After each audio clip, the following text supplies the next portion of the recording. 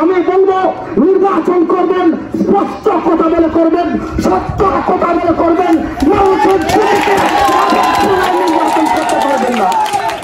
মোহতারাম হাজির, ওনাকে আমরা দুইটা কারণে চেয়ারে বসানোর দরকার।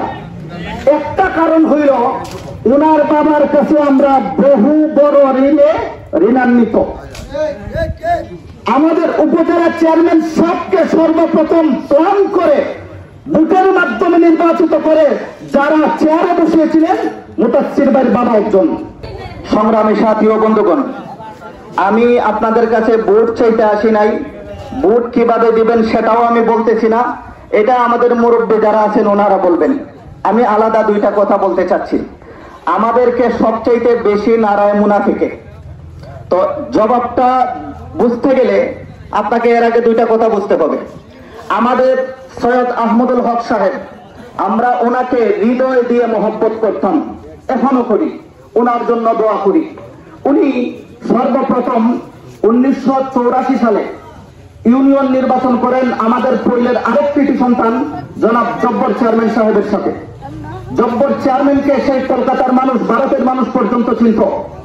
ওনাকে ধাক্কা দিয়া ফালানোর মতো শক্তি পৈলে তখন ছিল না।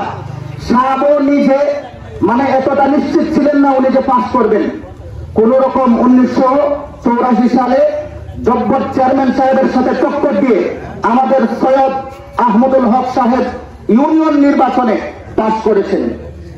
এর 1 বছর পরে আপনারা তো অনেক কথা শুনছেন, উপজেলা নির্বাচনের একটা সিস্টেম আসলো। এই সিস্টেমে কাকে উপজেলা নির্বাচনে দাঁড় করিয়ে পাস করানো যায়, এই চিন্তা নিয়ে আজকের যিনি জনাব সৈয়দ মুতাসিরুল ইসলাম ভাই, ওনার যে বাবা রিচি গ্রামের সম্ভ্রান্ত মুরব্বী জনাব রইসউদ্দিন সাহেব, উনি প্রস্তাব করলেন আমরা পৈলের সাথে উপজেলা নির্বাচনে প্রার্থী করবো আমাদের পক্ষ থেকে, এবং ওনাকে ভোটের মাধ্যমে হবিগঞ্জে উপজেলা নির্বাচনের পাস করাইয়া আমরা ওনার উপজেলা পরিষদে বসাবো। কে করছেন বলেন দেখি?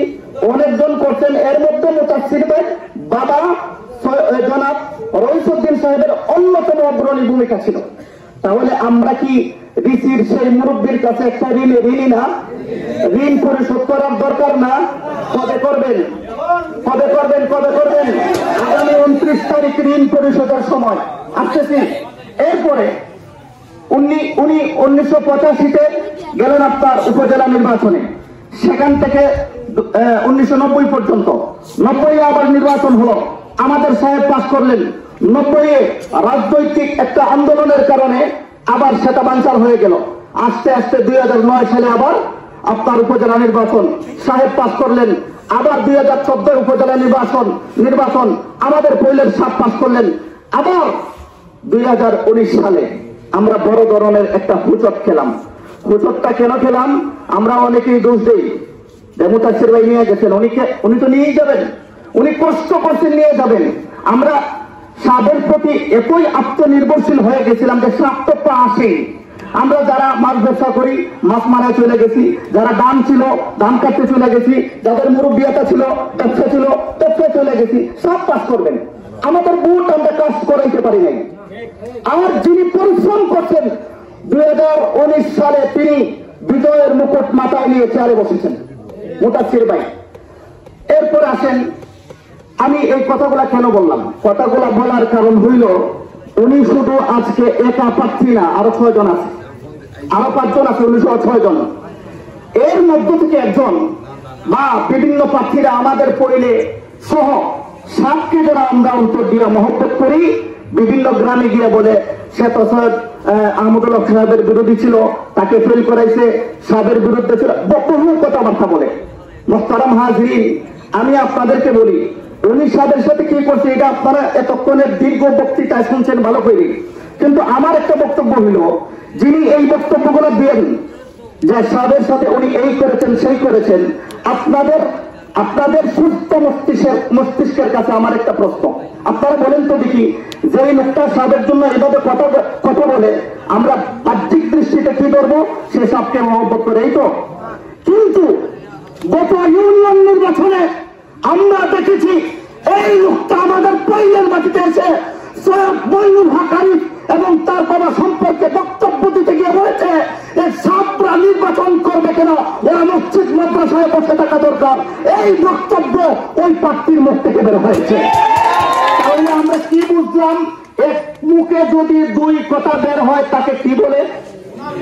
ইযা জাআকাল মুনাফিকুন قالوا نشهد إنك لرسول الله والله يشهد إنك لرسوله والله يعلم إن المنافقين لكاذبون। আমি বলবো নির্বাচন করবেন, স্পষ্ট কথা বলে করবেন, সত্য কথা বলে করবেন, মানুষের নির্বাচন করতে পারবেন না।